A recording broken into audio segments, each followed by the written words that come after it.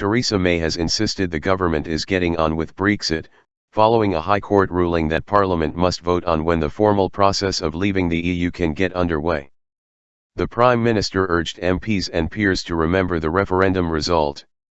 UKIP leader Nigel Farage warned of protests on the streets if the decision in favour of Brexit was ignored.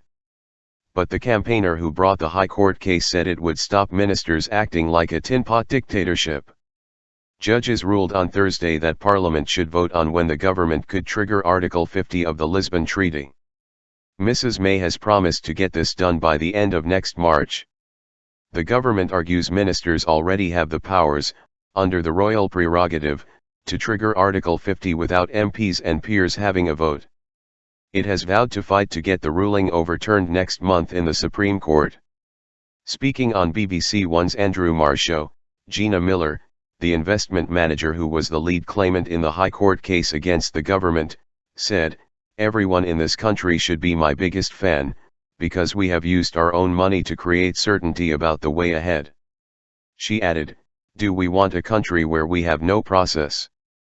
The case is that Mrs. May cannot use something called the Royal Prerogative to do it because we do not live in a tin-pot dictatorship, Ms. Miller said. But Mr. Farage said the court's decision meant the country was faced with half Brexit, adding that the reach of the European Union into the upper echelons of this country makes it quite difficult for us to trust the judgment. He warned, "If the people of this country think that they're going to be cheated, they're going to be betrayed, then we will see political anger, the likes of which none of us in our lifetimes have ever witnessed." Asked if there was a danger of disturbances in the street, he replied, "Yes, I think that's right." Mr. Farage said, "The temperature of this is very, very high. I'm going to say to everyone who was on the Brexit side, let's try and get even. Let's have peaceful protests and let's make sure, in any form of election, we don't support people who want to overturn this process." The row has escalated in recent days, with several newspapers being highly critical of the judges who made the decision, the Daily Mail branding them enemies of the people. Mrs. May insists the government will not be put off its Brexit timetable.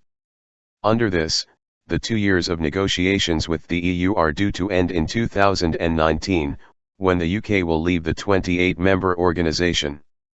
Speaking at Heathrow Airport as she left for a trade mission to India, Mrs. May said, "I think we all have to remember, and what MPs and peers have to remember, is that we had a vote on June 23. The British people, the majority of the British people, voted to leave the European Union. The government is now getting on with that latitude." She added, "I want to ensure that we get the best possible deal for the UK as we leave the EU. That's the best possible deal for trading with and operating within the single European market. But alongside that, the UK will be a confident, outward-looking nation, taking its place on the world stage, looking to build relationships around the globe." Health Secretary Jeremy Hunt told the Andrew Marr show said Mrs. May had to be allowed latitude when negotiating with the EU over Brexit. He said, "The impact on the economy will be far worse if through some parliamentary mechanism Theresa May is forced to lay out her entire negotiating strategy." Labour Deputy Leader Tom Watson told BBC 5 Live's Pioneers Politics, "We are not going to hold this up. The British people have spoken and Article 50 will be triggered when it comes to Westminster." He added, "Ultimately when the vote comes, Labour will support Theresa May to trigger Article 50.